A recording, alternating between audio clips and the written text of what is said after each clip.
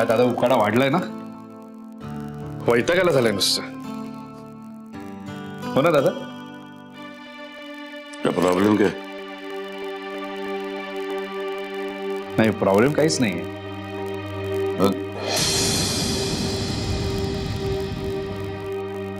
दादा मला तुझ्याशी बोलायचं.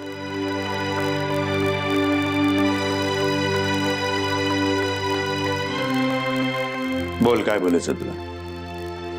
दादा माझ्या बोलण्याचं वाईट वाटलंय तुला, हे कळतंय मला. तू चिडलायस माझ्यावर, तुला राग आलाय माझा. अरे मग रागव ना मला. घरातल्यांशी असं आबोला का? कसा शिवराज, माणसानं तिथंच बोलावं जिथे त्याच्या शब्दाची किंमत केली जाते. आपल्या बोलण्यानं जिथं काही फरक पडत नाही ना, तिथं गप्प राहिलेलं बरं असतं. पण दादा म्हणून घरातल्यांशी आबोला. हे बघ, मी आजपर्यंत तुझ्या शब्दाबाहेर कधीच गेलेलो नाहीये. आणि मनूच्या बाबतीत म्हणत असशील तर मला फक्त एवढंच म्हणायचं होतं की तिचे निर्णय तिला घेऊ दे. कारण कोणत्या गोष्टीतनं आपल्याला जास्त समाधान मिळणार आहे हे प्रत्येकाला माहितीच असतं.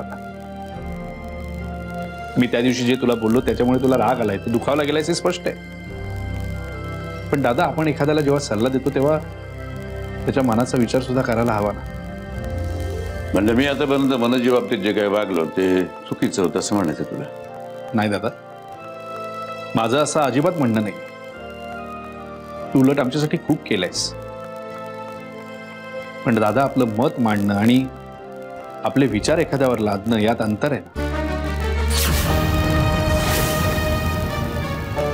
आणि दादा, मनूलाही तिचे स्वतंत्र विचार आहेत ना. ते आपण असे किती दिवस टाळत राहणार आहोत? हे कितपत योग्य आहे मला सांग. असा का बघतोस माझ्याकडे? तुला माझे विचार पटत नाहीत. हे बघ दादा, जे काय ना ते मन मोकळेपणाने स्पष्ट बोल. तुला रागवायचं तर रागव मला, कारण मला आपल्या नात्यामध्ये कुठलीही अडी नकोय.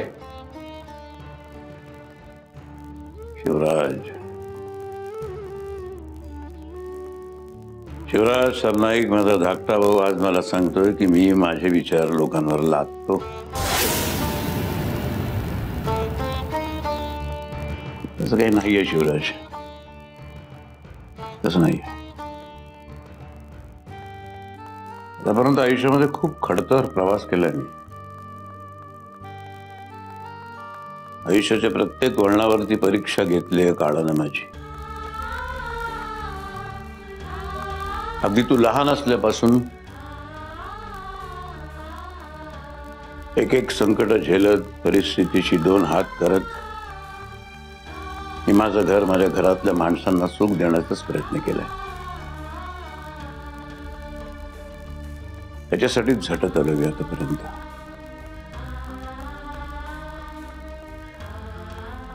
हे बघ, मला तुझ्या बाबतीत कुठलीच तक्रार नाहीये. वाईट एकाच गोष्टीचं वाटतंय की माझ्या बोलण्याला माझीच माणसं माझे विचार लादणं असं समजतात. दादा, अरे तू गैरसमज करून घेतोयस. बरं, बोलू दे, बोलू दे मला शिवराज, बोलू दे.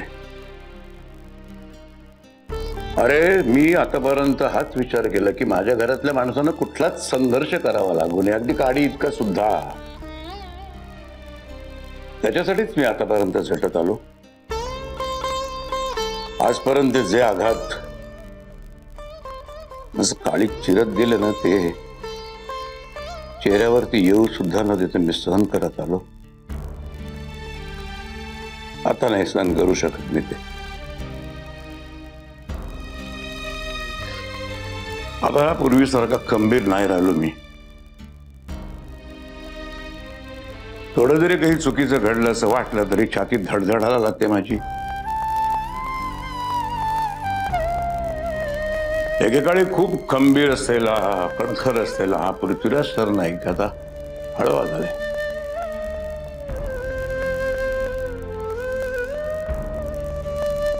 मला हेही माहिती आहे की माणसाने त्याच्या वयानुसार वागावं. पण जोपर्यंत माझ्या घराला सुख लाभत नाही तोपर्यंत मी हवाल दिलेच असणार ना. बघ शिवराज, फक्त म्हणूच काय रे, तू, अंकिता, शुभ्रा माझ्यासाठी सगळे सारखेच आहात. मी जे काय बोलतो, रागावतो, चिडतो, हे केवळ तुमच्या प्रेमापोटी, तुमच्या काळजीपोटी.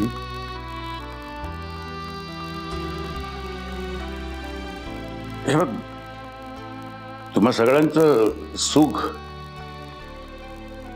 हे माझंच सुख आहे ना. आणखीन मला आयुष्यात दुसरं काय हवंय रे? दादा अरे मग मी तरी कसा दुखावू शकेन? दादा तू सर्वस्व आहेस माझ्यासाठी. तू जे माझ्यावर उपकार केलेस ना त्याची परतफेड मला करायची नाही, कधीच नाही. मला आयुष्यभर तुझं ऋणी राहायचं. माझं म्हणणं फक्त एवढंच आहे दादा, आत्ताची परिस्थिती आणि मनूला समजून घे. तिला तुझ्या आधाराची गरज आहे. ती अशा नाजूक वळणावरती उभी आहे जिथे जिथे तिला तू सावरू शकतोयस दादा. मी तुझा लहान भाऊच आहे.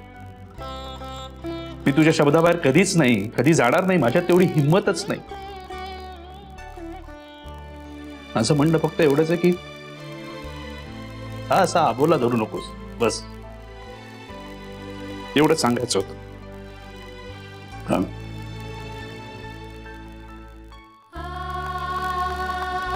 आज मला खूप आनंद आहे. माझ्यानंतर मनूची काळजी घेणारा, तिला बापाची माया देणारा कोणीतरी आहे तू. हे दादा तू असं तुझ्या नंतर वगैरे काही बोलू नकोस. मी नाही राहू शकत तुझ्याशिवाय. काही काय बोलतोस तू?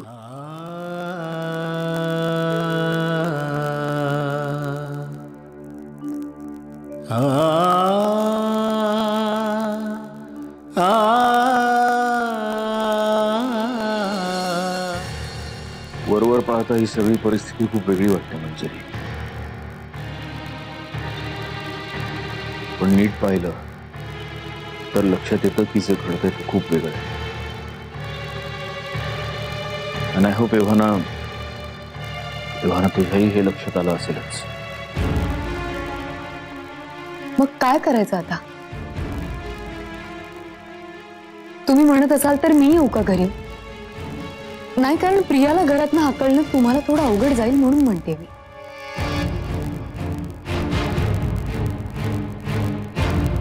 मंजिरी, प्रियाला घरातून हाकलणं अशक्य नाहीये.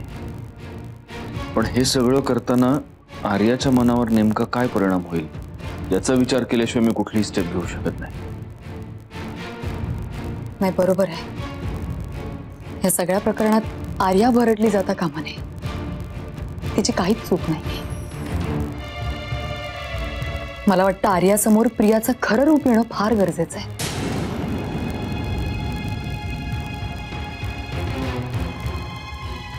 त्यासाठी आय हॅव अ प्लॅन.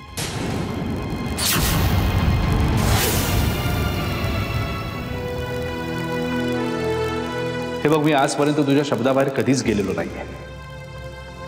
आणि मनूच्या बाबतीत म्हणत असशील तर मला फक्त एवढंच म्हणायचं होतं की तिचे निर्णय तिला घेऊ दे. कारण कोणत्या गोष्टीतनं आपल्याला जास्त समाधान मिळणार आहे हे प्रत्येकाला माहितीच असतं. मी त्या दिवशी जे तुला बोललो त्याच्यामुळे तुला राग आलाय, तू दुखावला गेलायस हे स्पष्ट आहे. पण दादा, आपण एखाद्याला जेव्हा सल्ला देतो तेव्हा त्याच्या मनाचा विचार सुद्धा करायला हवा. पण दादा, आपलं मत मांडणं आणि आपले विचार एखाद्यावर लादणं यात अंतर आहे. आणि दादा, मनूलाही तिचे स्वतंत्र विचार आहेत ना. ते आपण असे किती दिवस टाळत राहणार आहोत? हे कितपत योग्य मला सांग.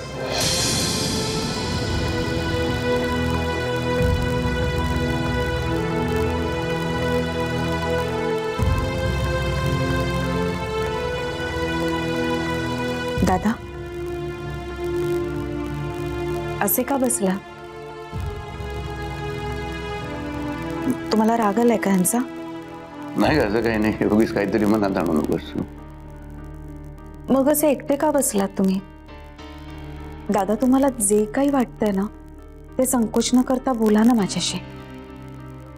You are head of the family आणि तुम्हीच जर का. शिवराजशी बोललोय मगाशी मी. आणि मला हेही जाणवलं की अरे तो जे काय बोलतोय त्याच्यामध्ये अगदीच काही चूक आहे असं नाही, आणि असली चूक तर ती माझी आहे. तुम्ही त्यांचं बोलणं मनाला लावून घेऊ नका. मी माझे निर्णय मनोवर लादतो असं तो मला म्हणाला, त्याचं वाईट होत नाही मला.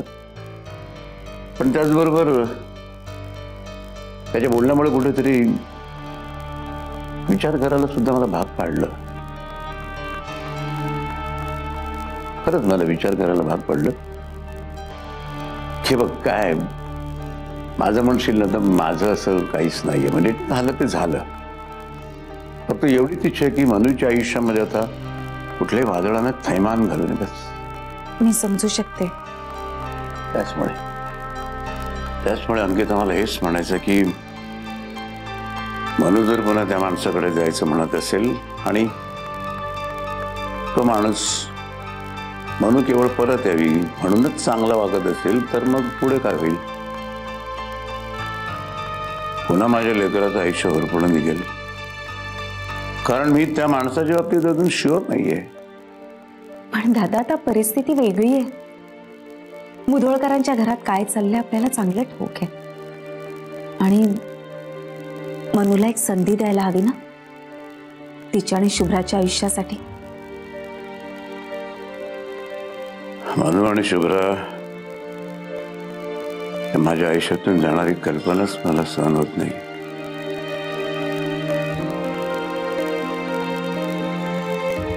पण एक बाप म्हणून माझं हे कर्तव्य आहे ना की तिचा संसार सुखाने लावून द्यावा.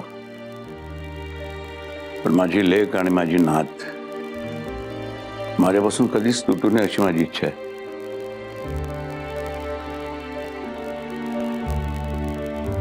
शुभ्राचा तर मला इतका लढा लागला ना की तो पोकळी निर्माण होईल माझ्या आयुष्यात. पण मला एक सांगा,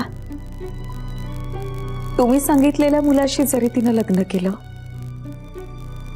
तर एक ना एक दिवस तिला घर सोडून जावं लागणारच आहे ना. कायमची या घरात कशी काय राहणार ती? सत्यजित रावांबरोबर राहण्यातच जर का तिचं सुख असेल तर तिच्या सुखाच्या आड आपण येऊ नये असं मला वाटतं. तिला तिचं समाधान शोधू द्या दादा. आणि तुम्हीच म्हणता ना मनूच्या सुखात तुमचं सुख आहे म्हणून.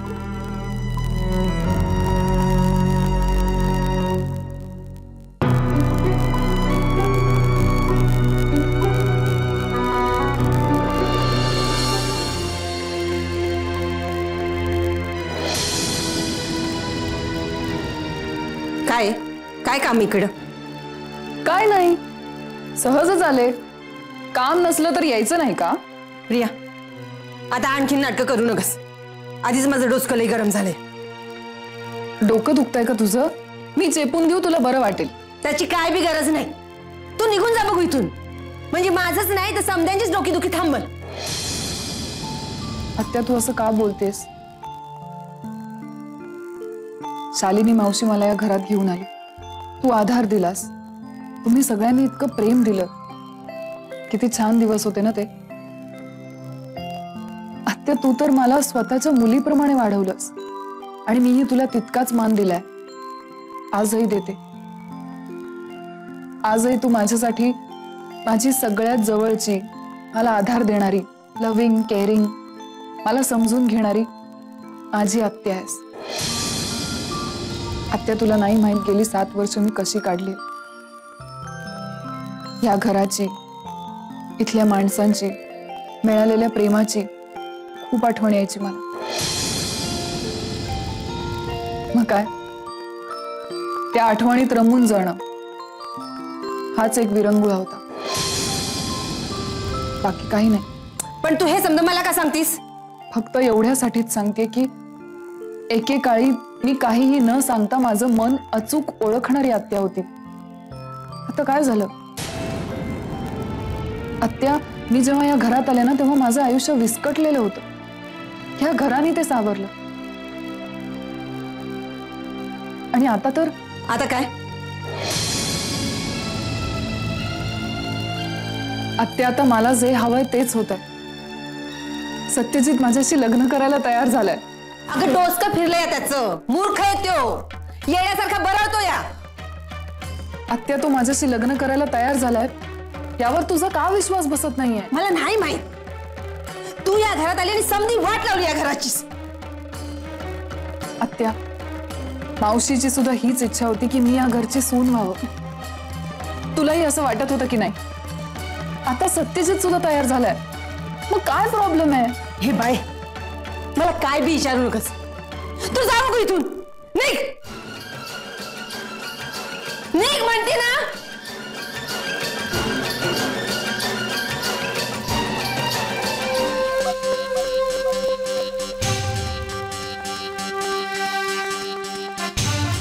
आत्या जे काही बोलली त्याचा काय अर्थ घेऊ मी? सत्यजित तर तयार झालाय, पण यावर आत्या विश्वासच ठेवायला तयार नाही. सत्यजित खरंच मनापासून तयार झालाय ना? का हा त्याचा डाव आहे? नाही नाही, पण मग आत्या एवढी चिडचिड का करते?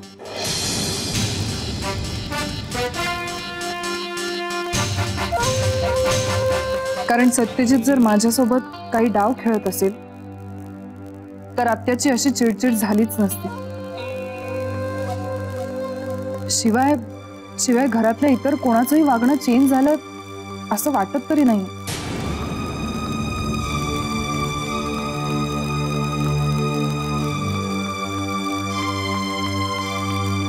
असो, मी आत्याच्या वागण्याचा एवढा विचार का करते? ते सगळं काही असलं तरी सत्यजितला मी दिलेली मुदत आता संपत आली. त्यामुळे त्याचा निर्णय मला विचारायलाच हवा.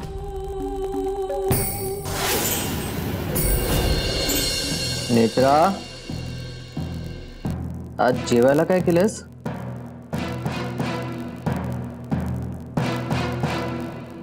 नेत्रा, आज जेवायला काय केलंस? आणि सर्वात महत्वाचं म्हणजे भाजी कुठची केलीस?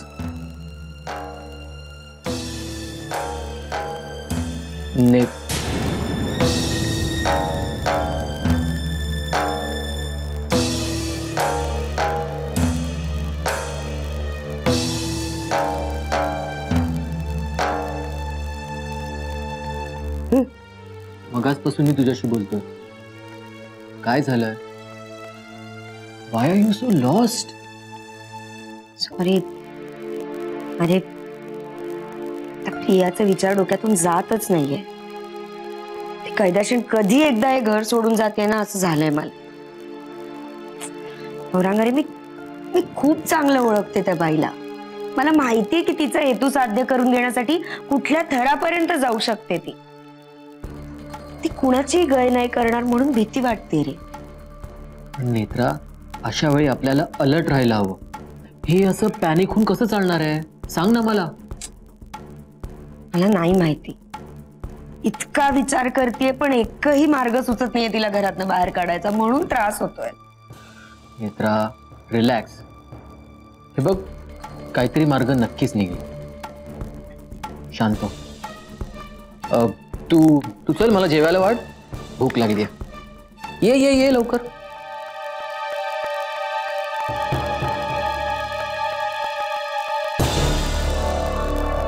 नेत्रा, येतेस ना? आले. आणखी वाढू? नाही, नको अगं, हे संपू दे ना. ते कसा झालाय स्वयंपाक? छान, तुला छानच जमतो ऑफकोर्स. मी खास तुझ्यासाठी बनवलं सगळं.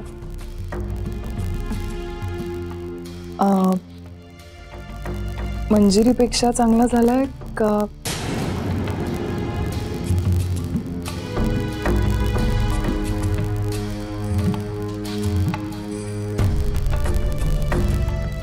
तू विसरला असेल म्हणून सांगते. उद्या तुझी मुदत संपते. नाही म्हणजे मला कसलीच घाई नाहीये. तूच एक दिवस मागितला होतास म्हणून आठवण करून दिली. काही ठरलं तुझं? कालपासून मी तुझाच विचार करतोय प्रिया. मग काय निर्णय घेतलास? मुदत उद्या संपते ना, मग उद्या सांगेन.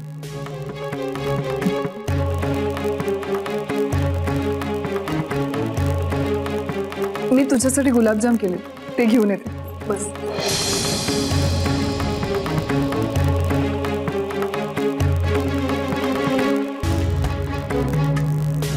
आता एवढंच सांगतो की माझा जो काही निर्णय आहे तुला आवडेल. आलेच.